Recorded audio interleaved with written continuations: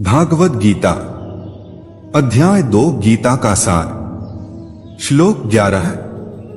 श्री भगवानुवाच अशोचानन वशोचस्त्वं प्रज्ञावादाश्च भाष्ये गतासु नानुशोचन्ति पंडिताः।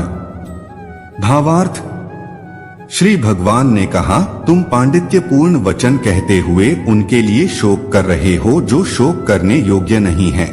जो विद्वान होते हैं वे न तो जीवित के लिए न ही मृत के लिए शोक करते हैं।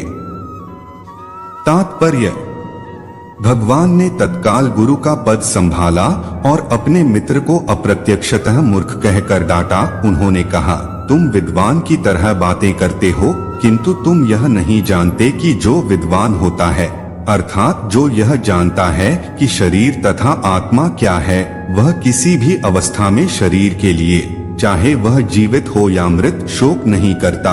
अगले अध्यायों से यह स्पष्ट हो जाएगा कि ज्ञान का अर्थ पदार्थ तथा आत्मा एवं दोनों के नियामक को जानना है। अर्जुन का तर्क था कि राजनीति या समाजनीति की अपेक्षा धर्म को अधिक महत्व मिलना चाहिए, किंतु उसे यह ज्ञात न था कि पदार्थ, आत्मा तथा परमेश्वर का ज्ञान धार्मिक सूत्रों से भी अधिक महत्वपूर्ण है। और चूंकि उसमें इस ज्ञान का अभाव था, अतः उसे विद्वान नहीं बनना चाहिए था। और चूंकि वह अत्यधिक विद्वान नहीं था, इसीलिए वह शोक के सर्वथा अयोग्य वास्तु के लिए शोक कर रहा था। यह शरीर जन्मता है और आज या कल इसका विनाश निश्चित है। अतः शरीर उतना महत्वपूर्ण नहीं है जितना कि आत्मा है। जो इस तथ्य को जानता है वही असली विद्वान है और उसके लिए शोक का कोई कारण नहीं हो सकता। अध्याय 2 गीता का सार। श्लोक 12। नत्वेवाह जातु नासन न त्वनेमे जनाधिपाः न चैव न भविष्यामः सर्वे वयमतः परम्। भावार्थ, ऐसा कभी नहीं हुआ कि मैं न रहा हूँ या तुम न रहे हो, अथवा ये समस्त राजा न रहे हो, और न ऐसा है कि भविष्य में हम लोग नहीं रहेंगे। तात्पर्य, वेदों में, कठोपनिषद में और श्वेताश्वतर उपनिषद में भी कहा गया है कि जो श्री भगवान असंख्य जीवों के कर्म तथा कर्मफल के अनुसार उनकी अपनी अपनी परिस्थितियों में पालक हैं, वही भगवान अंश रूप में हर जीव के हृदय में वास कर रहे हैं। केवल साधु पुरुष जो एक ही ईश्वर को भीतर बाहर देख सकते हैं, पूर्ण और शाश्वत शांति प्राप्त कर पाते हैं। अध्याय 2 गीता का सार। श्लोक 13। देहिनोऽस्मिन् यथा देहे कौमारं यौवन जरा तथा देहांतर प्राप्तिर्धीरस्तत्र न मुह्यति।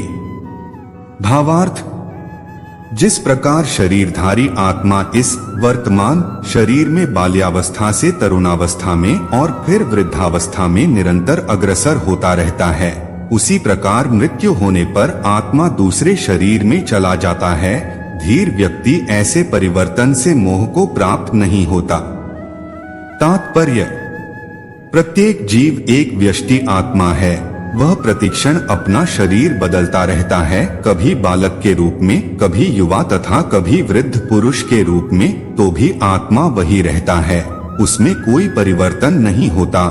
यह व्यष्टि आत्मा मृत्यु होने पर अंततोगत्वा एक शरीर बदलकर दूसरे शरीर में देहांतरण कर जाता है, और चूंकि अगले जन्म में इसको शरीर मिलना अवश्यंभावी है, चाहे वह शरीर आध्यात्मिक हो या भौतिक। अतः अर्जुन के लिए न तो भीष्म न ही द्रोण के लिए शोक करने का कोई कारण था, अपितु उसे प्रसन्न होना चाहिए था कि वे पुराने शरीरों को बदलकर नए शरीर ग्रहण करेंगे और इस तरह वे नई शक्ति प्राप्त करेंगे। ऐसे शरीर परिवर्तन से जीवन में किए कर्म के अनुसार नाना प्रकार के सुखोपभोग या कष्टों का लेखा हो जाता है। चूंकि भीष्म व द्रोण साधु पुरुष थे, इसीलिए अगले जन्म में उन्हें आध्यात्मिक शरीर प्राप्त होंगे, नहीं तो कम से कम उन्हें स्वर्ग के भोग करने के अनुरूप शरीर तो प्राप्त होंगे ही। अतः दोनों ही दशाओं में शोक का कोई कारण नहीं था।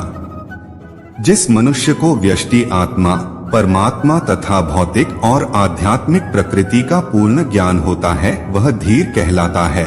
ऐसा मनुष्य कभी भी शरीर परिवर्तन द्वारा ठगा नहीं जाता।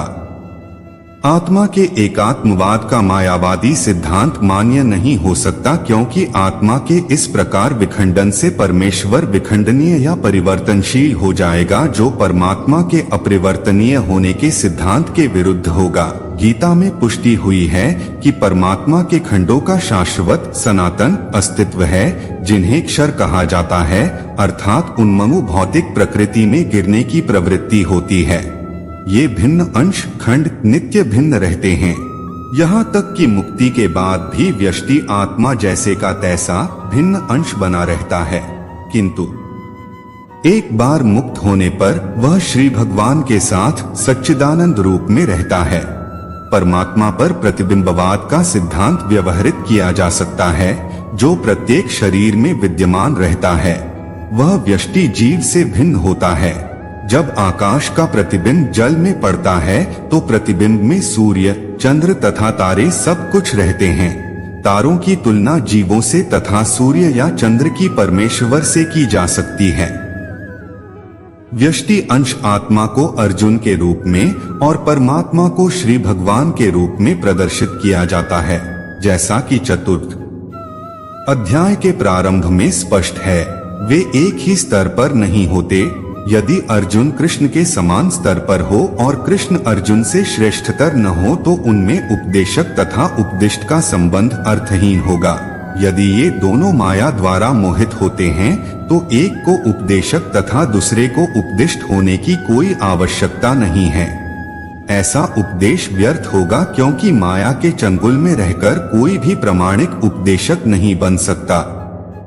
ऐसी परिस्थितियों में यह मान लिया जाता है कि भगवान कृष्ण परमेश्वर हैं, जो पद में माया द्वारा विस्मृत अर्जुन रूपी जीव से श्रेष्ठ हैं। अध्याय 2 गीता का सार। श्लोक 14।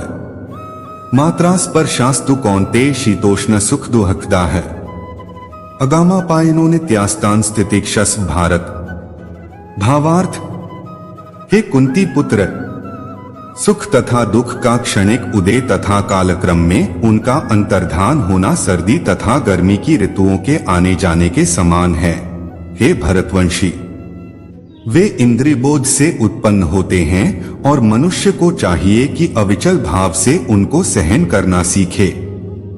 तात्पर्य, कर्तव्य निर्वाह करते हुए मनुष्य को सुख तथा दुख के क्षणिक आने जाने को सहन करने का अभ्यास करना चाहिए। वैदिक आदेशानुसार मनुष्य को माघ, जनवरी, फरवरी के मास में भी प्रातःकाल स्नान करना चाहिए। उस समय अत्यधिक ठंड पड़ती है, किंतु जो धार्मिक नियमों का पालन करने वाला है वह स्नान करने में तनिक भी झिझकता नहीं।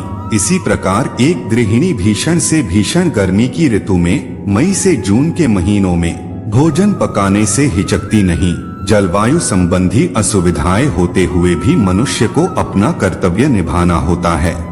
इसी प्रकार युद्ध करना क्षत्रिय का धर्म है। आथ उसे अपने किसी मित्र या परिजन से भी युद्ध करना पड़े तो उसे अपने धर्म से विचलित नहीं होना चाहिए। मनुष्य को ज्ञान प्राप्त करने के लिए धर्म के विधि विधान पालन करने होते हैं, क्योंकि ज्ञान तथा भक्ति से ही मनुष्य अपने आप को माया के बंधन से छुड़ा सकता है।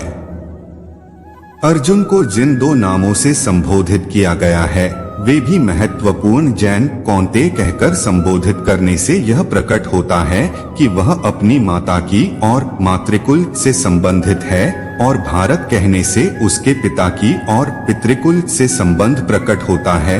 दोनों ओर से उसको महान विरासत प्राप्त है। महान विरासत प्राप्त होने के फलस्वरूप कर्तव्य निर्वाह का उत्तरदायित्व पड़ता है। आथ अर्जुन युद्ध से विमुख नहीं हो सकता।